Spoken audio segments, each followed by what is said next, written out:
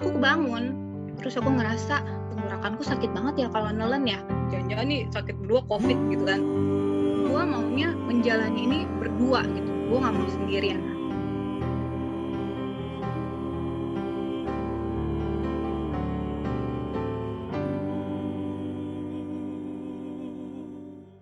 Hai, gue Green.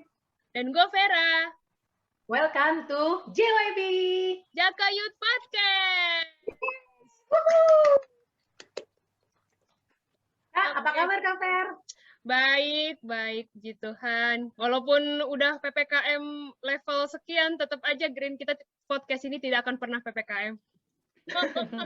Podcast harus tetap jalan ya, biarpun kita PPKM. Iya. Semoga nanti bisa segera offline lagi nih podcast kita nih. Iya benar, kangen juga nih bisa ketemu bareng-bareng. BTW, Green gimana?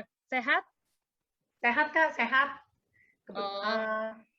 Ya, kebetulan cerita dikit nih. Kebetulan waktu bulan apa ya? Bulan Juni akhir sempat terpapar COVID kan waktu itu. Oh iya, gue dengar. Lo ngerasain apa waktu tahu lo kena COVID? Sebenarnya sih ya, kalau misalnya anggota keluarga nggak ada yang COVID, kayak gue nggak akan tahu kalau misalnya gue itu positif. Mungkin karena efek udah vaksin juga kan, vaksinnya udah 2 kali. Vaksin yang kedua itu waktu itu bulan Mei.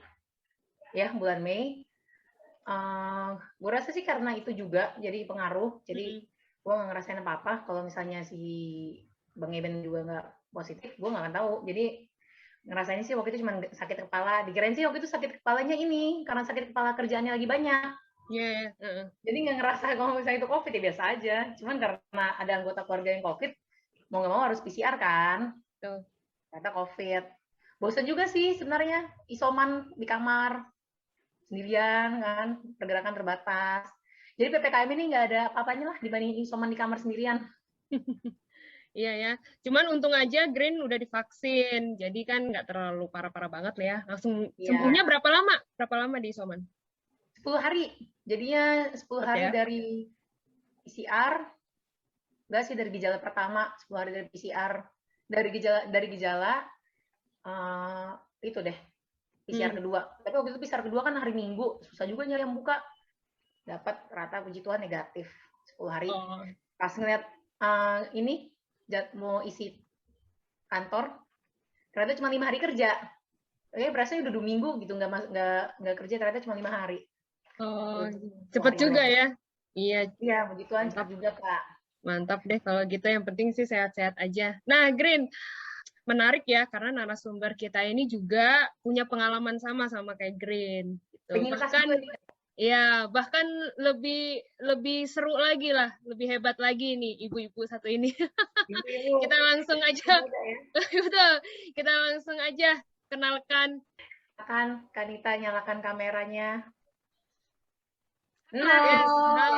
Hai Kak.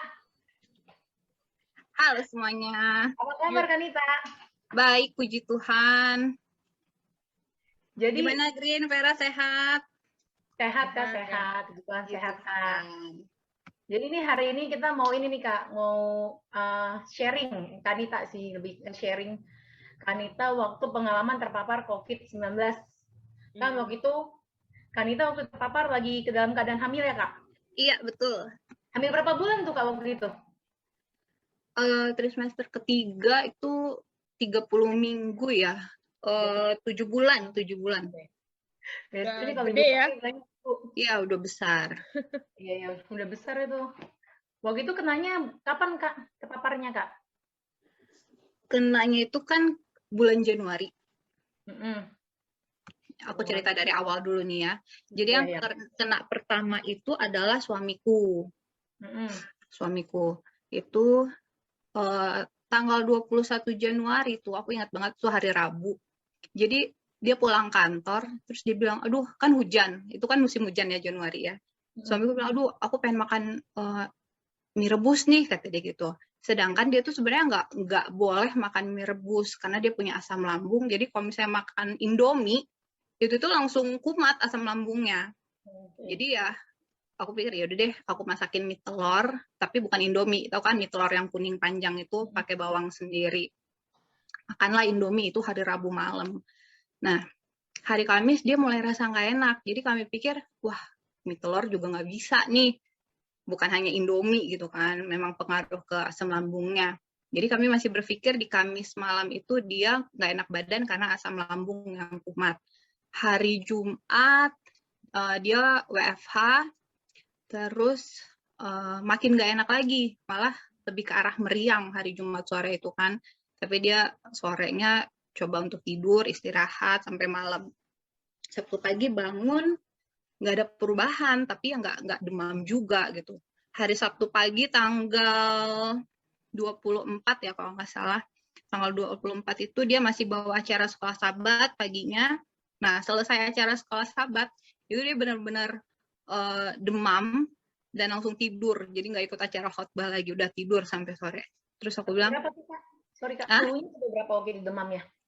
Kita nggak ukur sih memang waktu hari Sabtu itu ya. Tapi dia udah, badannya aku pegang udah demam gitu. Terus aku bilang, yuk kita berobat aja yuk. Soalnya aku mulai curiga bukan asam lambung, karena biasanya kalau asam lambung kan ya memang dia badannya nggak enak. Tapi yang kali ini dia asam lambung sama batuk, tenggorokannya nggak enak, terus demam juga gitu kan. Kita berobat aja yuk. Nggak usah lah, kata dia. Ya udah, oke, kita tunggu sampai hari Minggu pagi kalau nggak ada perubahan. Hari Minggu pagi akhirnya kita berobat. Hari Minggu pagi berobat ke Hermina, terus dokter bilang bisa aja batuk dan tenggorokannya itu nggak enak karena asam lambungnya naik, jadi itu pengaruh gitu ke tenggorokannya. Jadi kita minta PCR juga, dokter bilang belum lah, kalaupun memang ini gejala dari COVID, hari kelima baru hasilnya nanti akurat gitu kan. Ya udah kita nurut dong sama dokter kan.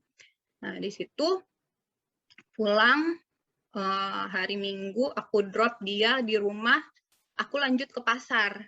Kebetulan hari Minggu itu seharian hujan, dari pagi sampai sore tuh hujan. Jadi waktu aku ke pasar juga turun dari mobil, ya ke pasarnya hujan-hujanan gitu kan. Nah, terus aku pulang sore, malam, aku masih rasa biasa aja, baik-baik aja. Sampai akhirnya jam 1 subuh, Senin subuh berarti itu ya, aku kebangun. Terus aku ngerasa tenggorokanku sakit banget ya kalau nelen ya. Dan ngerasa mulai kayak mau demam juga gitu kan. Tapi aku masih kayak menyangkal gitu. Jangan-jangan nih sakit berdua COVID gitu kan. Coba menyangkal itu aku pikir, oh mungkin ini hanya karena kehujanan aja mungkin ya. Tadi siangnya gitu. Jadi aku tetap tidur, coba tidur. Tapi langsung pindah kamar ya. Karena aku ngerasa demam, anak-anak, aku tidur sama anak-anak selama ini. Jadi aku tinggalin anak-anak di kamar, aku pindah ruangan, tidur. Terus besok paginya bangun, nggak membaik, malah makin sakit tenggorokannya. Sakit banget. Kalian pernah sakit amandel nggak? Enggak. Belum pernah ya? Jadi memang aku punya amandel juga. Itu kalau amandel kumat, sakit menelan, sakit banget. Tapi ini lebih sakit lagi dari amandel. Kayak radang nggak sih, Kak? Aku ngegambarinnya kayak kita punya luka gitu ya di kulit. Perih kayak gitu. Jadi kalau nelen tuh sakit banget, kayak tersayat-sayat gitu loh lehernya. Sakit, bukan gatel, sakit aja. Bukan sakit. Sakit menelannya. Jadi kayak ada luka gitu, kayak irisan-irisan apa luka gitu karena irisan pisau gitu kan. Jadi setiap aduh sakit banget. Hah? Minum air juga sakit? Iya sama, minum air juga sakit. Jadi aku yang diserang pertama itu di tenggorokannya. Waktu itu belum batuk, cuma agak meriang dan itu tenggorokan aja. Aku awalnya kayak gitu sih. Nah, yaudah karena hari Senin yang nggak membaik juga, udah minum paracetamol. Terus karena aku hamil mau minum Troches juga nggak bisa kan karena itu antibiotik. Jadi hanya paracetamol aja. Nggak membaik. Akhirnya aku bilang sama suamiku, Bang Dev, kita harus PCR deh kayaknya, nggak usah nungguin ke rumah sakit lagi. Karena kalau ikut prosedur rumah sakit, hasilnya juga keluarnya lama kan. Yang kami pikirin, anak-anak kalau ternyata kami memang positif, kasihan banget 2 anak ini masih bersamaan dengan kami. Ya udah akhirnya kami tes, panggil lab ke rumah, dan memang hasilnya yaitu positif kami berdua. Waktu kakak sama abang udah ngerasain gitu kan, ada gejala-gejala COVID, apa perasaannya? Takut atau masih positive thinking? Ada rasa khawatir sih ya, tapi nggak menyangka juga gitu loh, bakalan bener-bener positif itu nggak menyangka karena selama pandemi ini bisa dibilang kami termasuk yang benar-benar ngejalanin prokes gitu loh, benar-benar ketat. Jadi sampai positif itu ya kaget juga dan nggak nyangka akan hasilnya positif gitu. Bayangin aja ya, kami coba untuk taat prokesnya itu pertama mengurangi keluar rumah. Ya. Mengurangi keluar rumah. Bukannya nggak kemana-mana sih, tetap kemana-mana karena ke pasar masih pergi 2 minggu sekali itu masih ke pasar. Terus suamiku juga masih kerja dari kantor dan masih kontrol kehamilan juga kan, 1 bulan sekali ke rumah sakit. Tapi ya bisa dihitung lah artinya aktivitas kami di luar rumah itu cuma itu aja gitu. Yang benar penting banget ya Kak. Hah? Yang emang perlu keluar bukan? Iya, yang benar-benar perlu barulah kami pergi keluar gitu. Iya. Terus bahkan kalau pesan makanan dari luar nih ya, itu pasti kami selalu panasin, masukin oven tuh supaya virusnya mati gitu kan. Bahkan kalau misalnya beli mie ayam gue masukin oven juga, ya jadilah mie garing ya. Gitu. Sampai segitunya gitu kan. Tapi emang serem sih, yang penting kan ya jaga-jaga ya. Bener juga sih. Iya, maksudnya berjaga-jaga. Karena ya apalagi sejak aku hamil ya kita benar-benar menjaga karena kita sama-sama tahu kan kalau orang hamil itu termasuk dalam populasi rentan karena sistem imunnya juga nggak kena COVID aja emang udah turun gitu, jadi lebih mudah sakit. Itu sih yang kita jaga gitu. Apalagi ya COVID juga nggak bisa milih-milih kan. Iya, nggak milih-milih. Siapa aja kena. Hamil nih, kasihan gak usah diinfeksi, dan nggak mungkin juga kan kayak gitu. Jadi ya kitanya yang harus jaga-jaga. Iya. Jadi waktu dari mulai Bang Devrikam yang demam, yang ada gejalanya itu tanggal 20, sampai tahu positif itu berapa lama Kak? Berapa hari? Dari gejala pertama itu kan tanggal 21 Januari ya. Kami tes itu tanggal 26 Januari. Itu anak-anaknya juga, anak-anak Kanita juga dites si Mimi sama Zizi? Iya. Setelah kami hasilnya dapat tuh, hasil dari labnya dapat, barulah mereka juga kami tes gitu. Positif atau negatif Kak kalau mereka? Puji Tuhannya anak-anak negatif sih. Oh, negatif ya. Nah, anak-anak negatif. Kan Kanita sama Bang Devri kan positif nih. Zizi sama Miminya negatif. Yang jaga mereka siapa dong? Kan mereka masih kecil tuh. Belum bisa mandiri untuk semua hal. Iya, benar-benar. Puji Tuhan waktu itu mama papa aku langsung datang ya. Pas ngedengar anaknya sakit, mereka langsung datang ke Bekasi. Memang banyak juga sih keluarga, ada beberapa yang nanya, gimana anak-anak? Coba deh tes dulu. Mereka itu negatif atau positif. Kalau negatif, mereka bersedia menampung gitu kan, coba untuk ngurusin. Tapi ya puji Tuhan, Opung juga diberikan kekuatan tanpa bertanya anak-anak negatif atau positif. Waktu dengar kabar kami positif, mereka langsung berangkat. Dan itu nggak nanya-nanya dulu, nggak ngabar-ngabarin mereka mau ke sini. Jadi jam 6 pagi kami bangun, tiba-tiba mereka telepon, kami udah di depan rumah. Gitu. Dari Lampung itu Kak? Iya. Wow. Jadi ya mereka yang ngurusin anak-anak sih. Strong banget itu dari Lampung langsung. Iya, benar. Aku juga ngeliat yang cucu. Di depan rumah ya? demi cucu. Iyalah, demi. Iya. Wah, hebat banget. Tapi untung aja Green ada yang bantuin gitu. Karena kan kakak sama abang kena. Kasian juga Mimi sama Zizi gimana. Iya. Masih benar. Itu lagi kan. Karena mungkin mamaku juga tahu ya tipenya aku kalau sakit kan manja-manja gimana gitu kan. Apalagi kena COVID gitu kan. Aku juga kalau sakit manja. Kayaknya semuanya deh Kak. Kayaknya Green. Kayaknya semuanya deh. Pasti akan gitu sih Kak. Namanya juga sakit. Bahkan di hari pertama aku sakit itu benar-benar sedih sih. Di hari pertama aku sakit, nggak mampu kan mau masak atau mau napa-napain tuh udah benar-benar nggak mampu gitu karena lemes kan, si abang lemes, aku lemes. Jadi hanya makan pagi ya, karena kan pagi kan belum ada jualan kan. Jadi pagi itu cuma makan nasi putih sama tempe goreng karena hanya itu yang sanggup kami masak. Tapi jadi bisa ya kalau dimakan misalnya Kak makanannya? Kan susah nelen tuh. Tempe goreng lagi Kak, keras. iya ditelan-telan aja sih. Yang penting waktu itu aku mikirnya anak-anak bisa makan aja. Makanan yang mereka konsumsi ya itu gitu kan. Udah nasi putih dan tempe goreng. Kalau dipikir-pikir sedih amat anak gue ya. Bayangin kalau misalnya si Opung nggak datang, mungkin ya hidup mereka bakalan terlantar juga gitu kan, nggak ada yang ngurusin.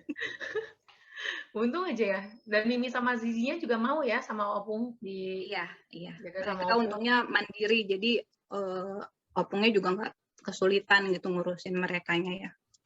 Iya. Terus setelah Kakak tahu nih hasilnya positif nih, terus gimana perasaannya Kakak? Ya takut lah pasti. Nangis, berdoa nangis. Ya apalagi dalam keadaan hamil ya. Iya, jadi pas baca kan hasil yang keluar itu pertama abang kan, kami benar-benar ngeliatin, ini beneran positif apa enggak ya, ngebaca gitu sampai pelan-pelan, oh iya ternyata hasilnya positif bang, aku bilang gitu. Barulah dia terdiam awalnya, terus nggak lama hasilku juga masuk, aku juga positif, kami duduk berdua sama-sama nangis, terus udah bingung mau ngapain kan, ya setelah nangis baru dia bilang ayo kita sama-sama berdoa supaya kuat. Itu aja sih yang kita buat waktu itu. Iya sih, wajar sih Kak kalau emang itu. Aku aja juga waktu hasilnya keluar, pas kan dapat WA kan hasil keluar, mau baca aja takut Kak, mau buka ininya, mau buka PDF-nya. Hasilnya. Padahal kan dibuka atau enggak, ya hasilnya nggak akan berubah kan? Iya. Yeah. Udah kayak buka hasil medical check up. Iya kayak gitu, sampai teman kantor bilang, ayo Green cepetan buka. Iya mbak, gitu. Iya, aku juga setiap kali kalau mau swab itu pasti juga deg-degan. Walaupun memang nggak ada gejala, deg-degan juga sih, padahal cuma swab doang. Iya, betul. Tapi ya banyak sih yang kalau misalnya ada gejala, terus mau swab kan, mau PCR, takut kenapa? Pas aku udah kena kan, karena udah tahu rasanya juga. Emang takut kenapa?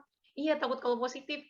Ya udah, kalau positif tinggal nanti bisa lah diobatin, ini. Ya kalau misalnya nggak PCR, ya mana tahu positif atau negatif. Apapun hasilnya, kalau misalnya nggak swab ternyata positif malah lebih bahaya karena takut nularin ke orang. Iya sih. Jadi takutnya gara-gara mau PCR-nya atau karena hasilnya? Karena hasilnya, ya mau gimana? Gedein yang mau nggak mau. Iya. Yang harus dijalanin kan. Ya tapi memang yang paling buat takut tuh ya, kalau aku pribadi ya, karena aku sendiri nggak bisa mengukur imun aku itu seberapa sih gitu loh. Kalaupun aku misalnya terinfeksi, aku ini bakal masuk kategori yang mana? Yang ringan, sedang, atau berat gitu kan. Itu yang paling kita takuti sih. Kalau misalnya kita kena ternyata OTG, kayak Green kan OTG ya berarti ya. Nggak ada gejala sama sekali kan Green. Ya itu sih ya mungkin kita oke-oke aja ya ngejalaninnya. Tapi kalau misalnya ternyata kita masuk ke kategori sedang ke berat, ya berat juga ya memang ngejalaninnya. Nah, itu kategori apa tuh Kak waktu itu? Aku masuk kategori sedang. Januari. Sedang isoman atau di rumah sakit, Kak? Di rumah sakit. Oh, masuk rumah sakit. Waktu Januari untungnya ini ya, nggak kayak sekarang ya, yang lagi tinggi-tingginya ya. Januari itu sebenarnya terhitung kasus juga lumayan naik, tapi memang nggak sedahsyat yang bulan Juli kemarin ya. Karena kan yang Delta itu emang cepet banget kan perkembangannya kan. Yang waktu Januari itu juga termasuk naik karena itu habis yang tahun baru kan kalau nggak salah. Oh iya, habis libur tahun baru. Iya, jadi trennya itu sempat naik juga di Januari. Jadi waktu kami ke rumah sakit, aku sama abang kan langsung ke rumah sakit berharap dapat perawatan dong di rumah sakit gitu kan. Iya. Nah, ternyata di rumah sakit sendiri karena memang rame, banyak pasiennya itu benar-benar diseleksi yang mana yang boleh masuk rumah sakit, yang mana yang bisa isoman gitu. Sedangkan abang tuh Bang Dev dianggapnya gejala ringan. Padahal menurut penglihatan aku sebagai orang awam ya, bukan dari orang medis kan aku ngeliat dia tuh kayaknya lebih lemah gitu dari aku. Karena dia kan asam lambungnya yang diserang. Iya. Jadi dia tuh sampai muntah, terus bener-bener lemes gitu kan. Jadi aku ngerasa dia tuh lebih parah dari aku. Makanya waktu dokter bilang dia nggak bisa dirawat, waduh, sedih juga gitu kan hati. Masa sih dia yang kelihatannya lebih lemes dari aku malah disuruh pulang ke rumah gitu kan. Sempat juga sih aku waktu disuruh rawat sama dokter bilang ibu aja yang dirawat, bapak isoman di rumah. Itu aku menolak waktu itu. Kenapa, Kak? Karena ya apa ya, macem-macem gitu loh yang ada di pikiran. Karena kita nggak tahu kan kondisi gue ini akan menuju perbaikan atau perburukan, kita nggak tahu. Karena masa kritisnya si COVID ini bisa dibilang masuk hari ke-7 ke-8 baru kelihatan gitu kan. Nah, gue berpikir gimana kalau misalnya gue nggak selamat gitu kan. Masa gue sendirian di rumah sakit, itu terlintas gitu loh di pikiran. Atau mungkin suami gue yang menurut gue lemah banget, kalau sesuatu terjadi sama dia di rumah sendirian gimana gitu kan. Jadi gue dalam pikiran gue tuh hanya gue maunya menjalani ini berdua gitu, gue nggak mau sendirian, mau gimana pun harus sama-sama gitu kan. Tapi ya puji Tuhan ya, Tuhan juga baik. Ada satu suster di rumah sakit itu yang waktu gue nangis-nangis tuh, gue bilang, "Udah dokter, saya mau pulang aja, saya nggak mau dirawat," gue bilang kayak gitu. Padahal istilahnya dapat kamar rumah sakit itu kan bukannya gampang ya, harusnya gue bersyukur gitu kan dapat kamar di rumah sakit. Suster itu nyamperin gue bilang, Ibu ingat anak yang ada di dalam kandungan ibu harus semangat. Dengan dirawat, ibu berdoa untuk yang terbaik. Karena ada 2 nyawa gitu loh, bukan hanya ibu. Ada ibu dan janin ibu yang harus ingat itu, kata dia kayak gitu. Suster itu juga orang Kristen ya, jadi dia benar-benar ngedukung gue untuk dirawat. Ayolah Bu, dirawat. Akhirnya ya dengan penuh derayan air mata ya, waktu itu akhirnya gue dirawat di rumah sakit gitu. Dan si abang pulang. Abang tetap pulang ya, nggak bisa ngejagain juga ya, padahal sama-sama COVID seharusnya sih boleh ya, tapi mungkin lagi ini nggak kan, kalau pasien COVID nggak ada yang ngejaga memang. Oh gitu. Terus keadaan di rumah sakit tuh gimana Kak? Satu kamar 1 orang atau ada beberapa orang?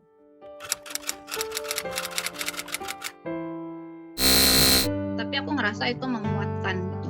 Tiba-tiba lemes, terus aku jatuh duduk, di situ aku teriak-teriak, tapi nggak langsung gitu, nggak langsung ditolongin kan. Masa-masa isoman itulah masa-masa aku drop.